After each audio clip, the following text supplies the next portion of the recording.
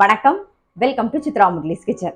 இன்னைக்கு என்ன ரெசிபி பார்க்க போறோம் அப்படின்னு பார்த்தீங்கன்னா, அரைக்கீரை போட்டு ஒரு கூட்டு தான் நம்ம பண்ண போறோம். அரைக்கீரையும் காராமணியும் சேர்த்து பண்ண போறோம். ஸோ ஃபர்ஸ்ட் அதுக்கு கரிச்சட்டியில நல்லெண்ணெய் விட்டுருக்கேன். நான் இன்னைக்கு தாளிப்பு வடகம் தாளிக்க போறேன். நீங்க அது இல்லை அப்படின்னா கடுகு வெந்தயம் தாளிச்சா கூட போதும்.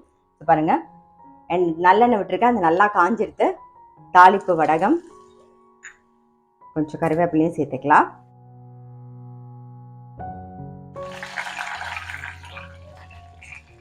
ஒரே ஒரு வெங்காயம் கட் பண்ணி வச்சிருக்கேன். இப்போ அதை சேர்த்துக்கலாம். நாம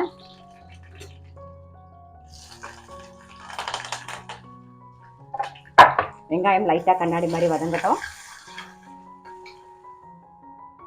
சின்ன சைஸ்ல 2 தக்காளி கட் பண்ணி வச்சிருக்கேன். அதை சேர்த்துக்கிறேன். இது கூடவே கொஞ்சம் மஞ்சள் பொடி, உப்பு, தேவையான உப்பு இப்போ சேர்த்துக்கலாம். இந்த பக்கம் தக்காளி வதங்கட்டும்.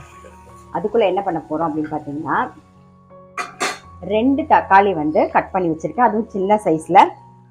அது கூடவே ஒரு 2 பச்சை மிளகா சேர்த்து அரைச்சி எடுத்துட்டு வந்துடலாம்.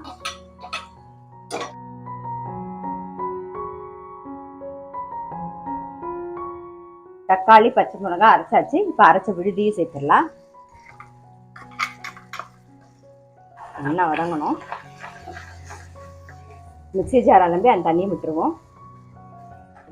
பச்சை வாசனை போக நல்லா வதங்கட்டும். கட் பண்ணி வச்சிருக்கிற கீரையும் சேர்த்துருவோம். கீரையும் சேர்த்து நல்லா வதங்கணும்.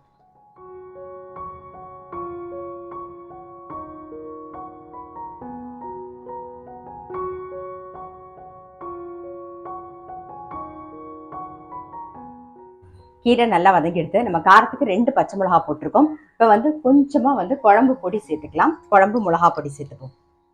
நான் ஒரே ஒரு ஸ்பூன் சேர்க்குறேன். பச்சை மிளகாயிலையும் காரம் இருக்கு, இந்த குழம்பு மிளகா பொடியிலையும் காரம் இருக்கு, அதனால வேண்டாம். காராமணியை வேக வச்சு ரெடியாக எடுத்து வச்சிருக்கேன். காராமணியில ஏற்கனவே உப்பு போட்டு வேக வச்சு எடுத்து வச்சிருக்கேன். தக்காளி வதக்கும் போது உப்பு போட்டிருந்தோமா, ஸோ 2 சேர்ந்து கொதிக்கும் போது கரெக்டாக இருக்கும். இப்போ வேக வச்ச காராமணியை சேர்த்துடலாம்.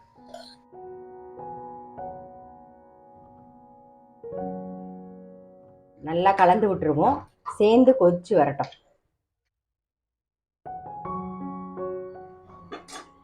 சேர்ந்து நல்ல ஒரு கொதி வந்தாச்சு. அவ்வளவுதான், நம்மளுடைய காராமணியும் கீரையும் போட்ட கூட்டு ரெடி. இது ரொம்ப ரொம்ப சிம்பிள், நல்ல டேஸ்டா இருக்கும்.